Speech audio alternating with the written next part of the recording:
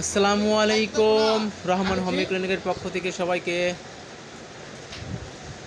সালাম এবং অভিনন্দন। আশা করি সবাই ভালো আছেন, সুস্থ আছেন। আজকে আমি নতুন আরেকটি বিষয় নিয়ে আপনাদের সামনে উপস্থাপন করতে যাচ্ছি। কোষ্ঠকাঠিন্য বা টয়লেট কষা হওয়া, এই ধরনের সমস্যাটা অধিকাংশ মানুষেরই কোনো না কোনো সময় হয়েছে। এমনও আছে যে 5 দিন 7 দিন পর্যন্ত টয়লেট হয় না এবং খাবার খাচ্ছে, টয়লেট কোথায় যায় বলতে পারে না। এমন টয়লেট কষা হয় যে টয়লেটে যে চিৎকার করা শুরু করে। অনেকেই আছে যে টয়লেট হাত দিয়ে বের করে। এই ধরনের সমস্যা আমাদের লাইফে সচরাচর অনেকেই ভুগেছেন এবং অনেকেই এটা দেখেছেন, অনেকেই উপভোগ করেছেন, বাস্তবতার সাথে উপলব্ধি করছেন। এই লাইফটার মতো কষ্টের লাইফ আর হতে পারে না। একটা কথাই বলে, যার পেট ঠিক তার দুনিয়ার সব কিছুই ঠিক থাকে। কাজে মনোনিবেশ করা যায়, শান্তিতে বসবাস করা যায়, মনের প্রশান্তি থাকে যদি পেট ঠিক থাকে বা টয়লেট ঠিক থাকে। তাই টয়লেট ঠিক রাখার কিছু ব্যক্তিগত কৌশল এবং খাবারের মাধ্যমে নিয়ন্ত্রণ করা যায়, কিছু অভ্যাসগত পরিবর্তন করা এবং কিছু শারীরিক অসুস্থতার কারণে এবং অনিয়মতান্ত্রিত জীবনযাপনের কারণেই আমরা বেশিরভাগ ধরে নিই টয়লেট কষা হয়, কোষ্ঠকাঠিন্য হয়। এখন আমরা সবাই মুখরোচক খাবার বা গুরুভোজ খাবার সবচেয়ে বেশি পছন্দ করি, যার কারণে এই ব্যাধিটা আমাদের প্রত্যেকের জীবনের সাথে লেগেই থাকে। এক কোষ্ঠকাঠিন্য থেকেই আপনার হাজারো ব্যাধির জন্ম হতে পারে। এক পেটের সমস্যা থেকেই আপনার হাজারো ব্যাধির জন্ম হতে পারে। তাই পেটের সমস্যা নিরাময় করতে অ্যালোপ্যাথিকের পাশাপাশি হোমিওপ্যাথিক ট্রিটমেন্টের কোনো বিকল্প নেই। আমরা সব সময় সাজেস্ট করি একজন ভালো চিকিৎসকের পরামর্শ নিয়ে পেটের সমস্যা, পেটের পীড়ার চিকিৎসা গ্রহণ করুন, সুস্থ জীবন লাভ করুন। সুস্থ জীবনের কোনো বিকল্প নেই।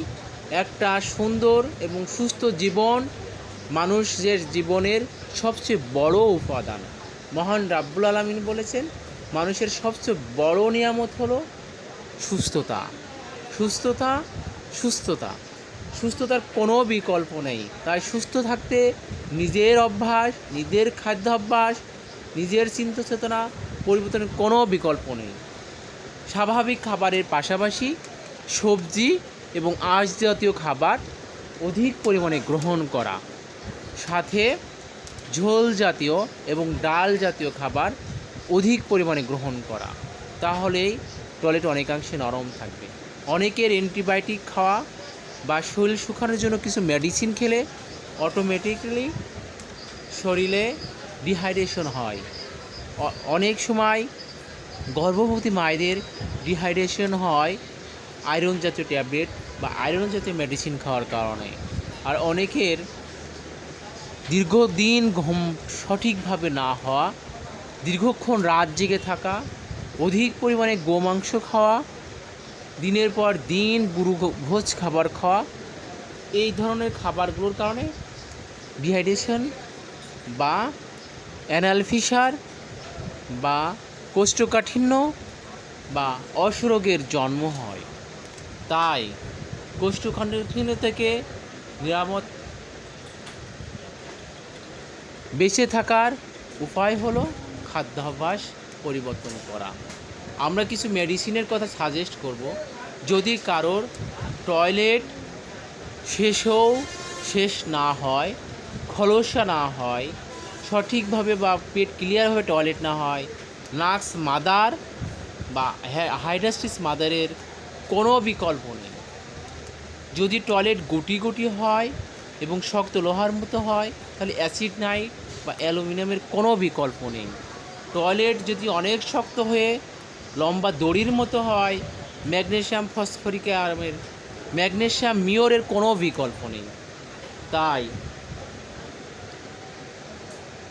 ওষুধ খাওয়ার পূর্বে অবশ্যই একজন ভালো হোমিওপ্যাথিক চিকিৎসকের পরামর্শ নিয়ে সেবন করবেন।